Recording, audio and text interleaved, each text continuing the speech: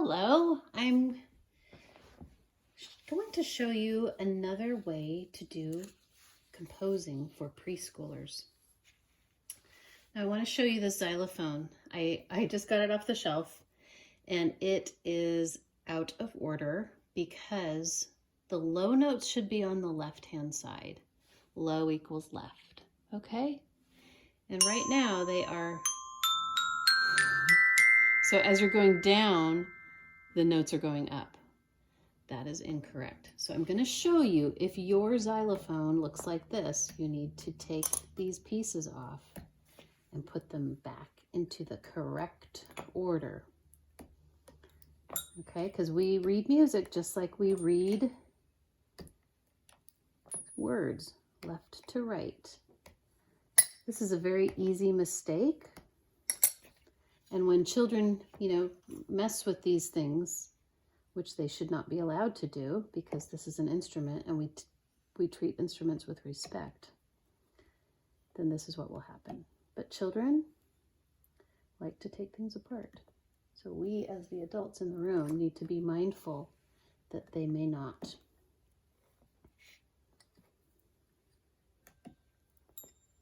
So here is the correct way your xylophone should be. This one is quite beat up. I've had it for, gosh, probably 20 years. C, D, E, F, G, A, B, C. So all these notes are in the same exact order as our bells.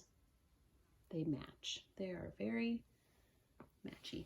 Now I want you to notice that I have some crayons here and I have music paper. So you can Google sheet music or staff paper, and here's what I have, but you can just Google it and this will come up and you can just print it out. I cut them into pieces, okay, so that this will be the piece that the child can take. Everything lives in a tray, okay, so we keep everything in a tray. I have lots of pieces of paper that are cut up for the child. So they can just get their piece of paper. They can take this whole thing to their work rug and they can compose to their heart's content. When we take it off of the shelf, we put it on our work rug. Like so. Now I match the colors to the corresponding notes. This is how I show my students to find their note colors. Oh, I got two greens. And here's my pink and my light blue and my purple. Okay.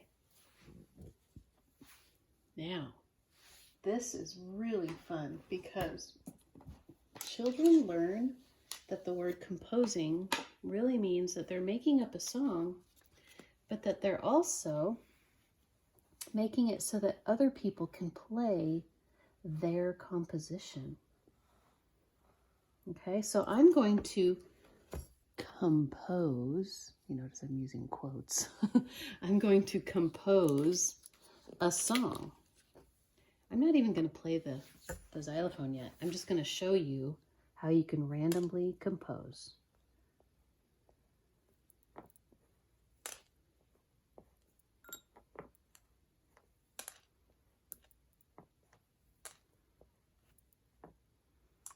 I learned this from a wise woman named Theresa Lee.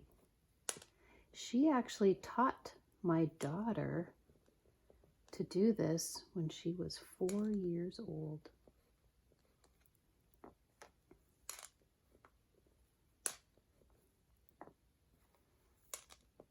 And I still have my daughter's composition. Her name's Amanda. And it's a prized possession because she was 4 years old.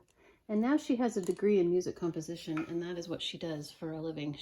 She's a writer. She's a songwriter.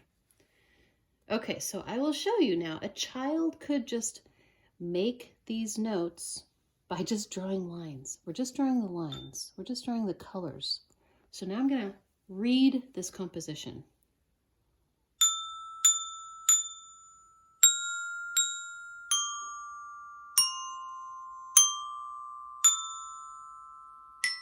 Oops.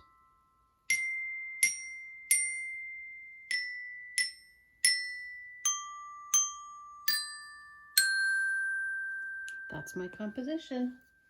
I would show the child, let's write our name on the back so that we know who wrote this beautiful song. And then we could play it at circle time. Isn't that lovely? Or a child might want to play notes and then write down what he plays. Okay, so let's just do that.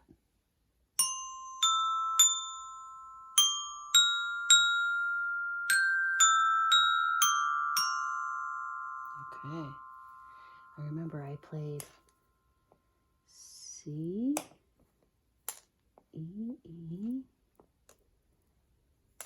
D,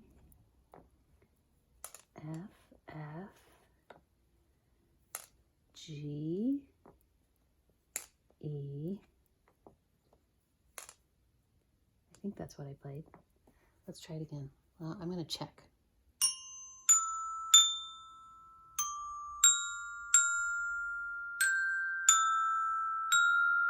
Yep. Then I would play F. Let's see. Now I want to play D. So I need yellow. And then C. So let's listen to that. I could compose this, write my name on it, put it in the to be played pile for circle time, for second circle. And then the teacher could say, oh, look at all these wonderful compositions. Here, let's play them. And then when she got to mine, she would play.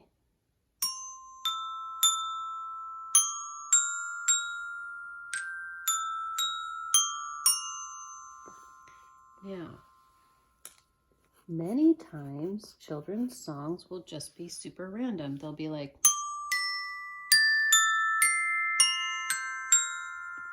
just random notes strung together. Sometimes you will get a musical child, a child maybe who is surrounded by music or has been involved in music education for a few years, and they might have a developed enough ear that they can hear how to resolve a piece of music. Resolve means that it ends in a way that is satisfactory to your ear. I'll play you something that does not resolve.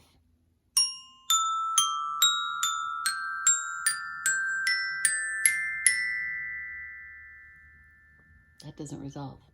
You want to hear the resolution. You want to hear this.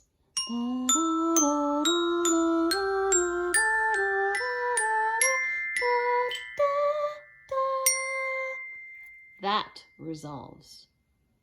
Leaving you hanging, there's a musical term for that. I'm not super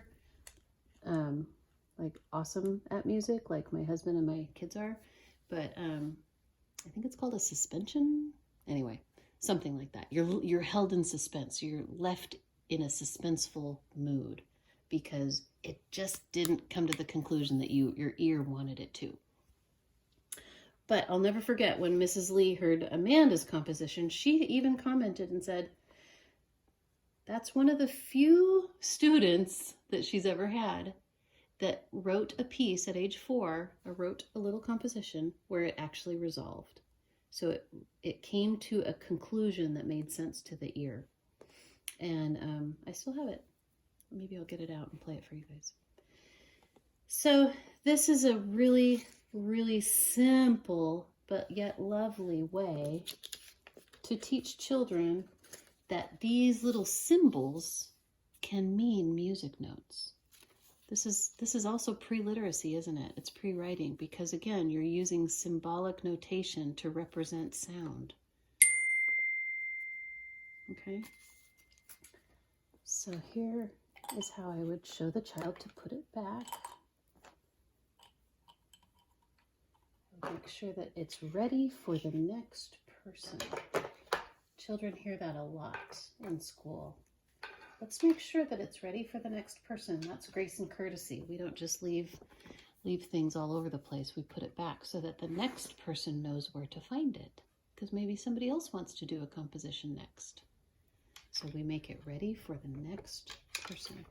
Look, now my material is ready for the next person. Someone else can get this out.